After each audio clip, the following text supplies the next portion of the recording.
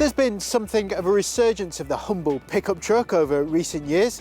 What was once offered as a rugged, rough and utilitarian offering has now been softened to be more comfortable and more refined. We're also seeing new offerings from brands like Volkswagen and Mercedes, manufacturers who aren't normally associated with this class. Isuzu is no stranger to this segment though with the D-Max. It's been on sale for over 17 years, but the question is it better suited to life on a building site, or can it cope with everything a family could possibly want? You get a real sense of what the D-Max is all about the second you get behind the wheel. Yes, it's a big, rugged 4x4 with a flatbed on the back, but it really has moved with the times. The steering isn't as sharp as some of the competition, and the ride varies depending on which model you go for. The utility model is more set up for carrying heavy loads, which means the ride is a little bit bouncy when it's unladen. If comfort is high up your wish list, then the Blade model is the one to go for.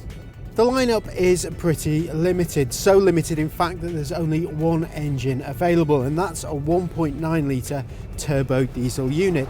Now that replaces the 2.5 litre diesel from a couple of years ago.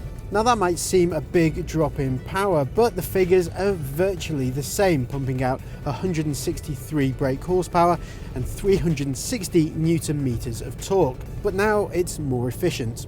The manual rear-wheel drive version will return just over 45 miles per gallon with emissions of 163 grams per kilometre of CO2. That drops to just over 40 miles per gallon and 183 grams per kilometre of CO2 with the 4x4 versions. Opt for the auto and the figures get even worse, returning around 36 miles per gallon and 205 grams per kilometre of CO2. If running costs then are a major factor, then it's probably worth considering the Nissan Navara or Mitsubishi L200. It is a great tow vehicle though, capable of lugging up to 3.5 tonnes, and the load bed that can carry up to a tonne. How much space you need will really dictate which one you go for. It's available as a single cab, an extended cab or a double cab, the latter being the only one that's available with an extra row of seats. If you pick the basic trim, then unsurprisingly you'll get a cabin that's covered in hard plastics and easy clean trim. That's not to say you don't get much in the way of standard equipment. All models come with daytime running lights, Bluetooth, air conditioning and electric windows. The next trim up adds body coloured bumpers, alloy wheels, reversing camera and even a CD player. You'll have to go for the Yukon spec upwards though to get a 7-inch touchscreen infotainment system, with Utah models adding sat-nav, DAB radio and leather heated seats and climate control. This range-topping AT35 Arctic truck comes fully loaded with all the toys. You get sat-nav, climate control and Arctic truck branding on the headrests and on the kick plates.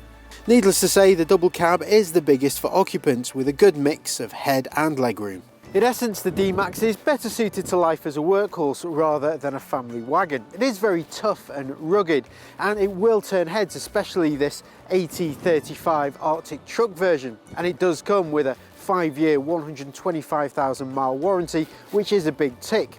The engine is a good performer and it's more efficient than the outgoing version. The only downside is that it's not particularly refined and it does feel a bit old school compared to some of its rivals.